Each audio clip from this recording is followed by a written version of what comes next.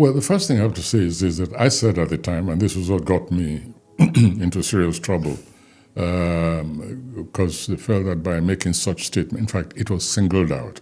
By making such a statement, I was trying to demoralize the federal side and actively promoting the Biafran cause. When I said and I wrote, I said, you cannot defeat Biafra. I said, and people thought I was merely talking of the, they took a very simplistic approach to understanding that. They thought I was talking about the battlefield, on the battlefield. Well, that was involved as well.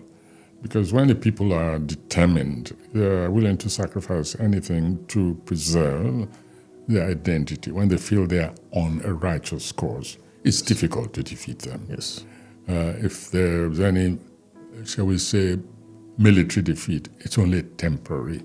The real issue remains unsolved. I mean, that's a lesson of history all over the world. Yes. The Nobel laureate, Professor Soyinka, released a big statement yesterday. You can't defeat Biafra.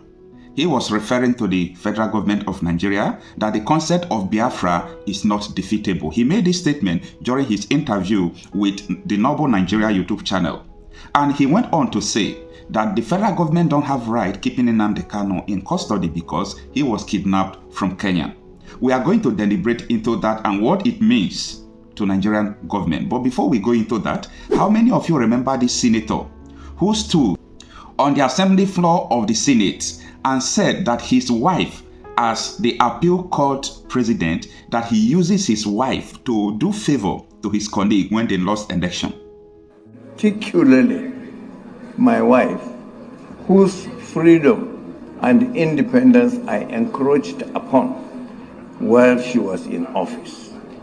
And she has been very tolerant and accepted my encroachment and extended her help to my colleagues. Distinguished, please, I don't think this is a good idea, go in this direction. It's not a good idea. It's not a good idea, please.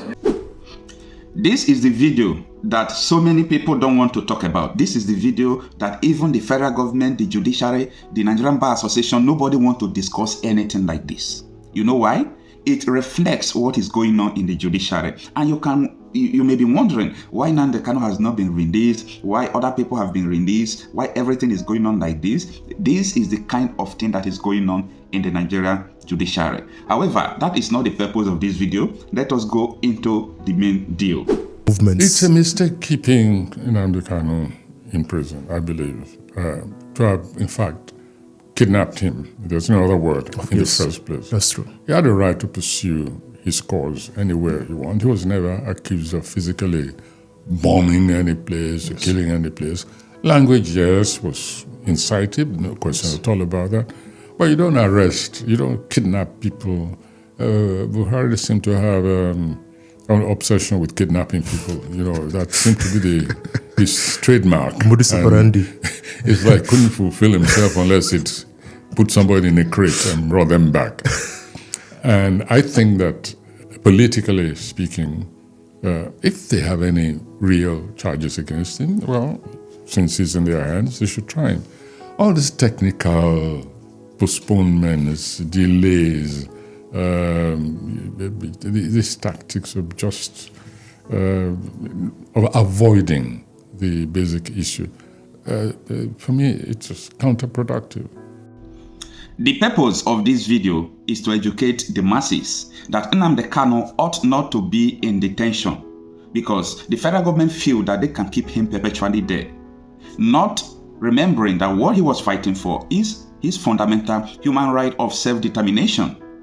Please, I want you to support this YouTube channel, The Noble Nigeria. After this video, you can go and type it there and subscribe to his channel because I believe that Nigeria media houses are not doing enough when it comes to the issue of injustice in Nigeria. Because when one is attacked, when one's right is violated, everybody keeps quiet. The next time it could be you. So I believe that the media houses and the bloggers will step up their game in defending the masses. When I mean defending the masses, it's not all about defending illegality. It's all about standing on what Constitution says this is this and that is that, not turning things upside down. So take your time and watch to the end of this interview for the purpose of this video. Thank you. How would you describe the civil war that Nigeria went through 1967 to 1970? How would you describe it, Prof? A waste, a total waste, a gross, costly error. It was an avoidable war. It was an unjust war. And I said so at the time, as you probably know. And I was appalled by the fact that we went to war so easily. I should explain that I believe very much in the right of self-determination. Otherwise, what was independence all about? What's the entire struggle for liberation on the African continent all about, if it is not about the right of people to determine their own destiny? And to find us fighting a war to preserve the demarcations inflicted on us by foreign intruders was for me an act of abject mental enslavement. It was surrendering our will and the readiness to go to war and lose close to 2 million people to preserve something which was imposed on us by total aliens. It was for me a humiliating fact. It was worse than a crime against ourselves. It was a denial of who we were as creatures of reason, of volition, of self-determination. It made nonsense, in fact, of what I considered we were. So, and the consequences are still with us till today. I know you've met Chief Odumegwu Ojukwu when you met him when he was alive. Ojukwu, yes. Yes, the General Ojukwu. How would you describe him? Obviously, he's the one that led the Biafra war on the Biafra side of things. What kind of a person was he when he was alive? Your interaction with him? Yeah, a mixture. He was very conscious of his class. I mean, he belonged to he had an affluent father. He was a business person. He was sent to the best schools for education. I can't recall whether he went to Oxford. I think he went to Oxford.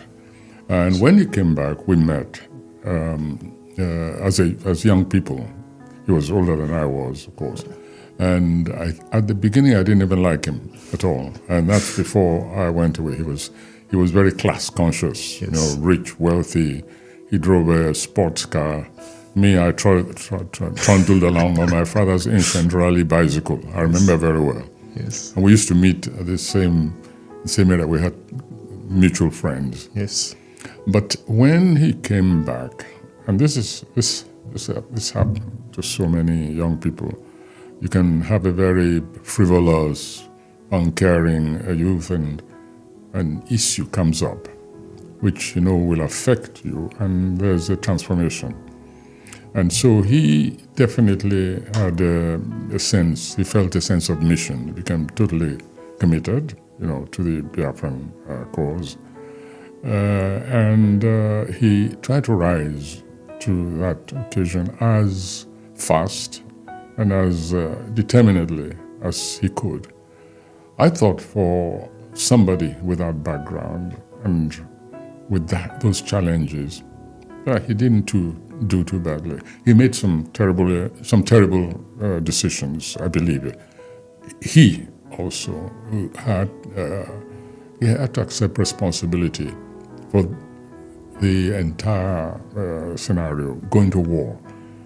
After Aburi, there was a chance that the country could have moved a little bit more apart rather than stick with the kind of regimentation there. And all the leadership at that time, in fact, were culpable. But in my view, we on the federal side had a greater culpability. Yes. So, you talked of the decisions he made that were terrible, sir.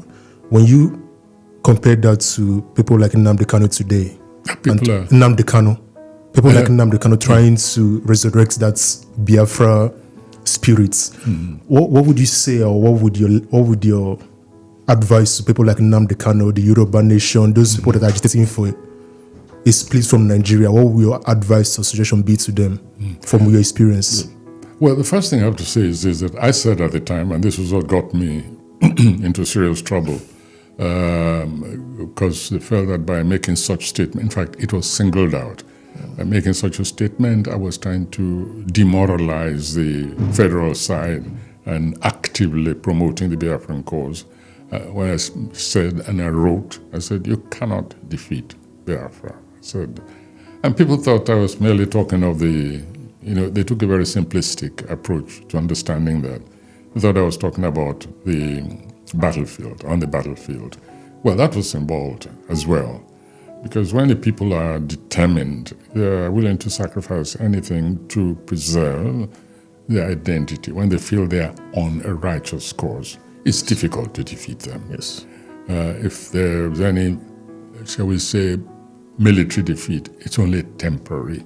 The real issue remains unsolved. I mean, that's a lesson of history all over the world. Yes. And so when I made that statement, I was saying, the Biafra, that notion, that concept, and all that it involved, both antecedents and the present, and also, in fact, including the future, seeing what the people who are determined to go on their own, seeing what they could become. That is part and parcel of the cause.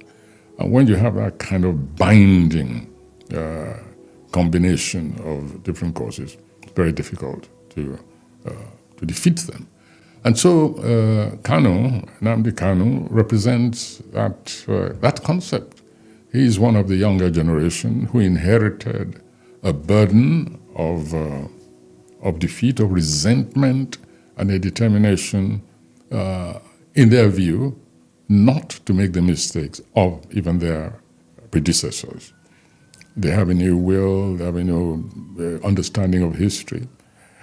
The only problem I had with was the language which Nnamdi Kanu used over Radio Biafra. I listened to some of it, very incendiary, yes, and also disrespectful, I thought, of even his own people. I do agree with that. The language, I don't want to go into details, but all you have to do is listen to it. So what is represented, in fact, I used a certain expression in recent contributions. What we fought for, those of us who stood on that side, we fought for a Biafra of conscience. And for me, that's very critical. And people like Nnamdi Kanu should not, or IPOP for that matter, or MASSOB, whatever, should not act against what I call the core of our humanity, yes, which is one of conscience. So yes, because for me nothing surprised me at all. In fact, it just surprised me that it took so long that what you might call the Biafra resurrection to take place in terms, yes, of consciousness.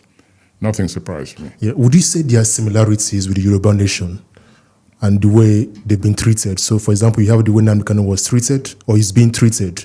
Nnamdi Kanu is still in prison, DSL jail. Whereas you have the Yoruba nation leader, he was released a few months ago. So would you say there are similarities or differences to these two movements? It's a mistake keeping Nnamdi Kanu in prison, I believe. To have, in fact, kidnapped him. There's no other word in the first place. That's true. He had a right to pursue his cause anywhere he wanted. He was never accused of physically bombing any place, yes, or killing any place. Language, yes, was incited, no question, yes, at all about that. But you don't arrest, you don't kidnap people. Buhari seemed to have an obsession with kidnapping people. That seemed to be his trademark. Modus operandi. It's like couldn't fulfill himself unless it put somebody in a crate and brought them back. And I think that politically speaking, if they have any real charges against him, well, since he's in their hands, they should try him. All these technical postponements, delays, these tactics of just of avoiding the basic issue, for me, it's just counterproductive.